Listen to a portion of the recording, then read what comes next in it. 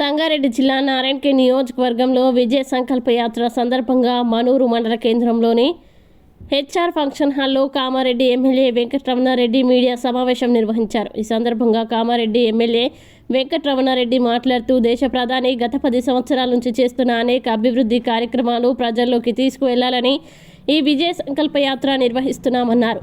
అంతేకాకుండా ఈ ప్రాంతంలోని ఆందోళ్, జహీరాబాద్, జుక్కల్ నియోజకవర్గాల్లో ఎలాంటి అభివృద్ధికి నోచుకోలేదన్నారు. ఇప్పుడు పాలిస్తున్న ప్రభుత్వం మాయమాటలు చెప్పడం తప్ప చేసిందేమీ లేదు. గత ప్రభుత్వం ప్రజల్ని ఎలా మభ్యపెట్టి మోసం చేశారో అలాగే ఇప్పుడు ప్రభుత్వం కూడా ప్రజల్ని మోసం చేయడం తప్ప అభివృద్ధి గురించి ఏమాత్రం పట్టించుకోకుండా వ్యవహరిస్తున్నారన్నారు.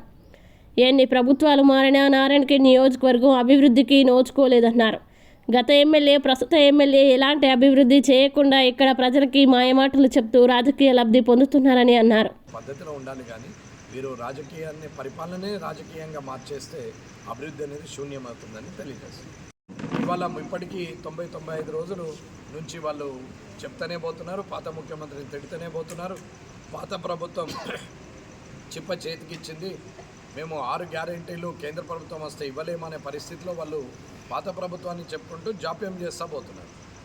ఇప్పటి వరకు కూడా మహిళలకు ఫ్రీ ఆర్టీసీ ఇచ్చారు, ఆర్టీసీ భూములను లీజుకి ఇస్తామని లీకేజీలు ఇవ్వడం, ఇవాళ కోట్లాది రూపాయల భూములను లీజుకి ఇస్తే అది అధికారంలో ఉన్న ఆ నాయకులు తినేయడానికే తప్ప ప్రజలకు ఉపయోగపడేది ఏమీ లేదు. అలాగే మహాలక్ష్మి గృహజ్యోతి కూడా పెట్టినామని చెప్తున్నారు. సరే పెట్టారు, 200 యూనిట్ల వరకు ఫ్రీ అన్నారు. 201 యూనిట్ అయితే బిల్ అంటున్నారు.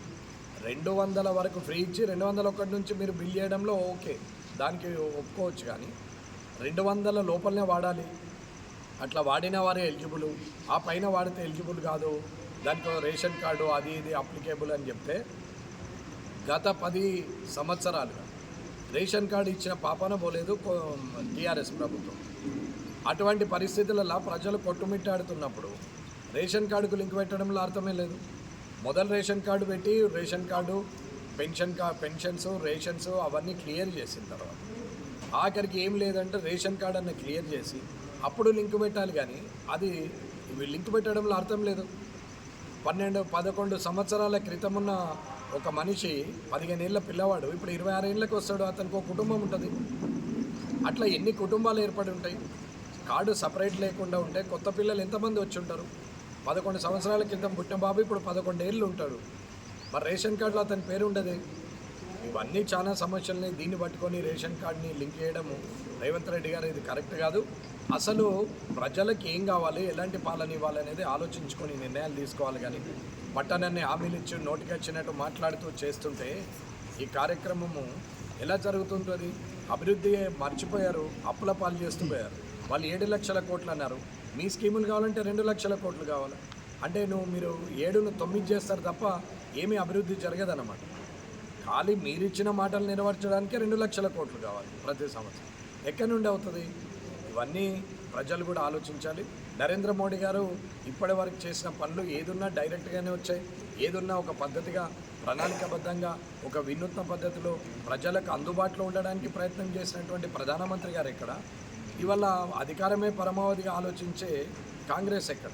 ఇది ప్రజలు ఆలోచించి ఖచ్చితంగా రాబోయే కాలంలో వికసిత్ భారత్ అని ఏదైతే అంటున్నాడో నరేంద్ర మోడీ గారు, వికసిత్ భారత్ అంటే అభివృద్ధి చెందే దేశంగా, అభివృద్ధి చెందుతున్నది, ఇంకా చెందాలి. ఈరోజు విజయ సంకల్ప యాత్రలో భాగంగా రాజరాజేశ్వర క్లస్టర్లో జైరాబాద్ నుంచి నారాయణఖేడ్కు రావడం జరిగింది. ఈరోజు నారాయణఖేడ్, జుక్కలు అండ్ బాన్స్వాడ్లో 3 కాన్స్టిట్యున్సీలో మీటింగ్లని జైరాబాద్ పార్లమెంటుకు సంబంధించి మొన్న ఆందోళన అయిపోయింది, నిన్న జైరాబాద్ అయిపోయింది. ఇవాళ నారాయణఖేడ్, జుక్కలు, బాన్స్వాడకు వచ్చేసి రేపు ఎల్లారెడ్డి, కామారెడ్డి, అవతలెల్లుండి 2వ తారీఖు నాడు కామారెడ్డి మీదుగా సిరిసిల్ల మీదుగా వేములవాడలో వెళ్ళి కరీంనగర్ జిల్లాలో క్లస్టర్. కాబట్టి నరేంద్ర మోడీ గారు చేసినటువంటి కార్యక్రమాల్ని ప్రజల్లోకి తీసుకెళ్తూ 20వ తారీఖు నుంచి గత 10 రోజులుగా అంటే ఈ నెల 20వ తారీఖు నుంచి బయలుదేరడం 5 దిక్కుల నుంచి 5 రథాలు బయలుదేరినాయి. 5 క్లస్టర్స్గా ఏర్పాటు చేసి ఈ కార్యక్రమం చేస్తున్నాం. 2వ తారీఖు నాడు ఇది ముగింపు సభ జరుగుతుంది. అలాగే సైరాబాద్ పార్లమెంటుకి సంబంధించి గత 10 సంవత్సరాలుగా ఉన్న ఎంపీ గారు కానీ, అంతకుముందు ఉన్న ఎంపీ గారు కానీ, అంతకుముందు ఉన్నటువంటి కాంగ్రెస్ ఎంపీలైనా ఇప్పటివరకు ఇక్కడ చేసినటువంటిది అభివృద్ధి ఏమీ కనపడట్లేదు. ఏదైతే జైరాబాద్ పార్లమెంటుకు సంబంధించి ఈ పార్లమెంటు నియోజకవర్గం ఏర్పడిన నుంచి ఇప్పటి వరకు కూడా 2004 కానీ 2009, 2014, 2019, 2024 వచ్చేసరికి 20 సంవత్సరాలుగా అభివృద్ధి అనేది ఎక్కడ కనపడట్లేదు. ఇక్కడ ఉన్నటువంటి ఎమ్మెల్యేలైనా, ఇంతకుముందు ఉన్నటువంటి ఎమ్మెల్యేలైనా, ఎంపీలైనా చేసింది ఏమీ లేదు.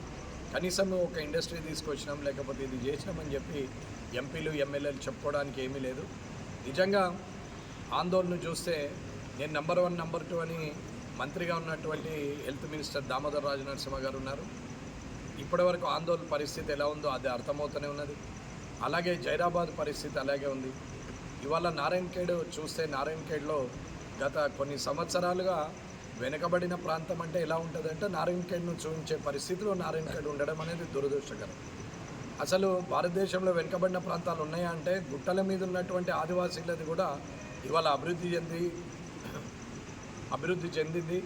కానీ ఇవాళ నారాయణఖేడ్ ఇవాళ చూస్తే ఈ రోడ్లు కానీ అన్ని సింగిల్ రోడ్లు, కచ్చా రోడ్లు, ఇవాళ మండలాలు చూసినా, మున్సిపాలిటీ చూసినా, 8 మండలాలు, 1 మున్సిపాలిటీ చూసినా అదే పరిస్థితి ఉన్నది.